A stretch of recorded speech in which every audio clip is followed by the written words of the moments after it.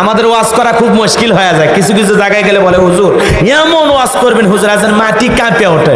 কেরে পাগলা আমি কি ভূমিকম্প নাকি চিত্রাং কাঁপা বাড়াচ্ছি? কথা কন নাকি আপনারা? আবার কিছু জায়গায় গেলে বলে হুজুর এমন ওয়াজ করবেন মানুষজন হাসতে হাসতে পেটের চামড়া ব্যথা ধরে। তো তোমার এত হাসি মজা আনন্দ দরকার, আমারে দাওয়াত না দিয়ে চিকন আলীর দাওয়াত দিয়ে কৌতুকের অনুষ্ঠান করো।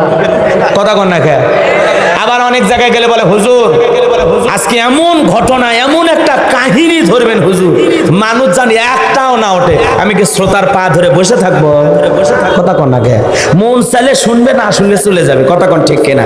কারণ একজন মানুষ হাজারো মানুষের মন জোগানো অনেক কঠিন। কথা বলেন কেন?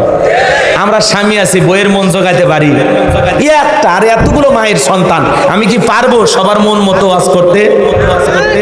এই যে মাদারীপুরে গিয়েছিলাম, কয় হুজুর আজকে এমন বয়ান করবেন মানুষজন চোখের পানি ছেড়ে দিয়ে কাঁদে। আমি বললাম পাগলা রে, বাপ মরে গেলেও কাঁদে না। কথা কন না? বাবা মারা গেলেও কাঁদে না, ও হুজুরে ওয়াজ শুনে কাঁদবে? কাঁদা কি অত সহজ? কথা কন না? তাহলে মলম সাথে নিয়ে মাহফিল তাসা লাগে। কথা কন ঠিক না? রাগ করতেছেন মনে হয়। এ বাজান হৃদয়ের কান পেতে কথাগুলো শুনে যান। আজও পৃথিবীর দিকে তাকা দেখেন, যারা খানকায় বসে হু হু করে আর জিকির করে লাফালাফি করে ওদেরকে কেউ টার্গেট করে না, ওদেরকে কেউ জেলখানায় নেয় না।